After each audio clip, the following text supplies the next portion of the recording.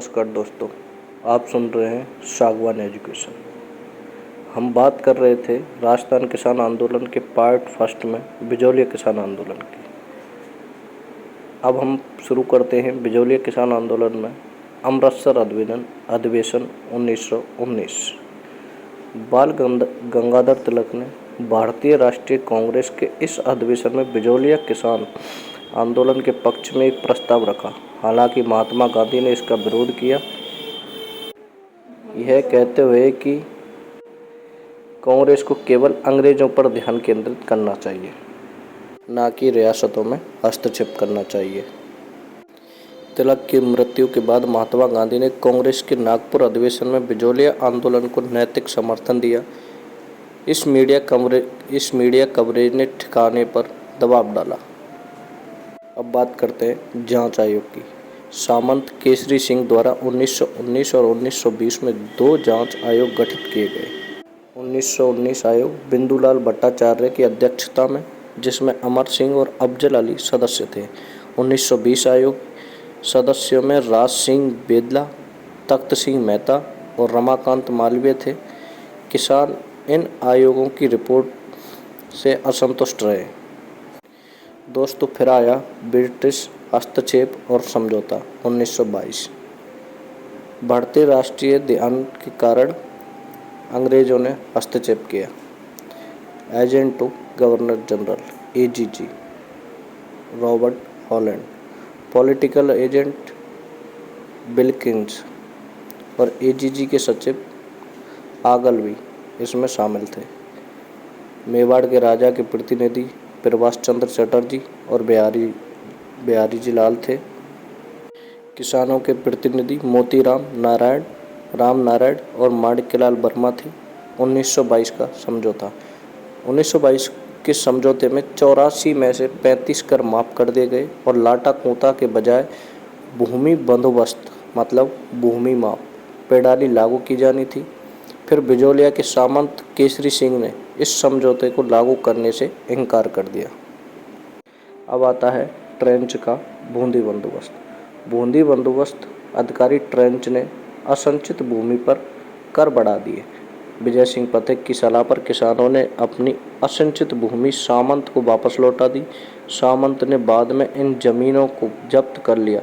लगभग 1927-28 में स्थानीय नेताओं के साथ विवादों और राजस्थान सेवा संघ के भंग होने के कारण विजय सिंह पथिक आंदोलन से अलग हो गए। तो दोस्तों, अब चलते हैं तृतीय चरण पर 1923 से 1941। इस चरण में गांधी जी के हस्तक्षेप और राष्ट्रीय स्तर पर समर्थन मिलने से सरकार पर दबाव बढ़ा। 1919 में अमृतसर कांग्रेस में बाल गंगाधर तिलक ने बिजौलिया से संबंधित प्रस्ताव रखा और 1941 में किसानों की अनेक मांगें मान ली गईं और 84 में से 35 लागतें माफ़ कर दी। अब थोड़ा और विस्तार से जानते हैं। पथिक के जाने के बाद गांधी जी ने आंदोलन का नेतृत्व करने के लिए जमनालाल बजाज को भेजा। बाद में जमनालाल बजाज ने हरिभाऊ उपाध्याय को नेता नियुक्त किया। अंतिम समाधान 1941 में मेवाड़ के प्रधानमंत्री B राघवाचारी और राजस्व मंत्री मोहन सिंह मेहता की मध्यस्थता से एक समझौता हुआ। दोस्तों, अब देखते हैं इसका मुख्य परिणाम। किसानों की जब्त की गई ज़मीनें वापस कर दी गईं और उनके काफ़ी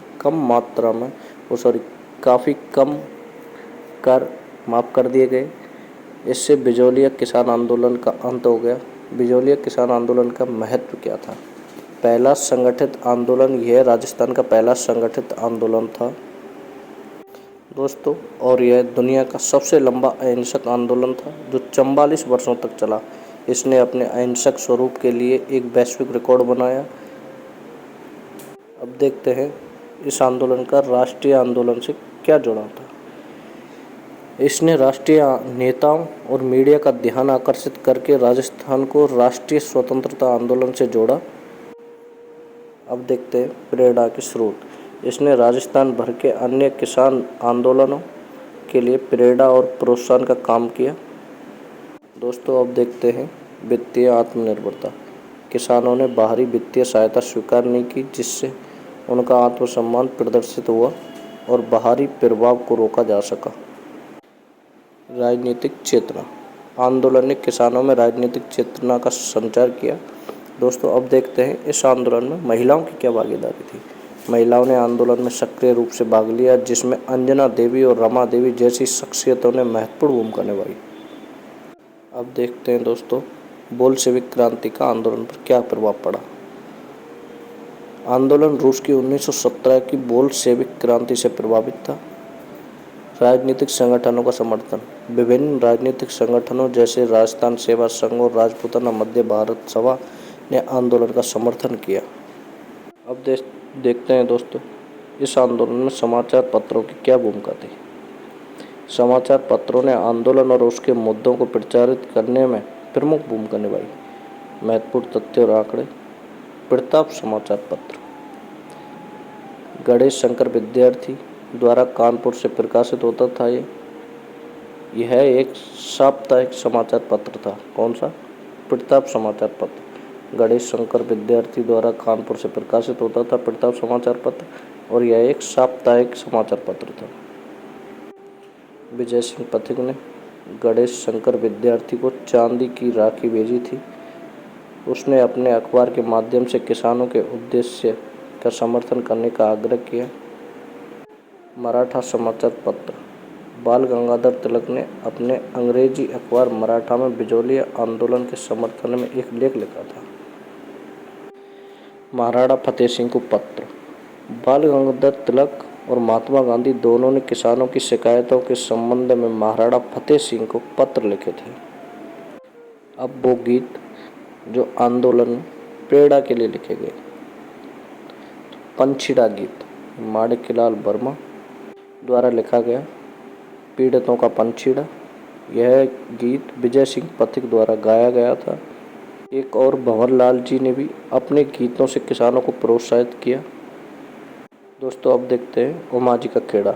यह स्थान महत्वपूर्ण था क्योंकि माणिक्यलाल वर्मा वहाँ एक विद्यालय संचालित करते थे, जो विजय सिंह पथिक जैसे कार्यकर्ताओं के लिए छिपने का स्थान भी था। अब देखते हैं रंगभूमि उपन्यास। प्रसिद्ध हिंदी उपन्यासकार मुंशी प्रेमचंद जी का उपन्यास रंगभूमि बिजोलिया किसान आंदोलन पर आधारित था। दोस्तों अब देखते हैं एक इम्पोर्टेंट क्वेश्चन जो आरपीएससी सेकंड ग्रेड टीचर 2022 में पूछा गया। किस समाचार पत्र के माध्यम से बिजोलिया किसान आंदोलन को राष्ट्रीय पहचान मिली? तो इसका सही उत्तर है प्रताप समाचार पत्र कानपुर।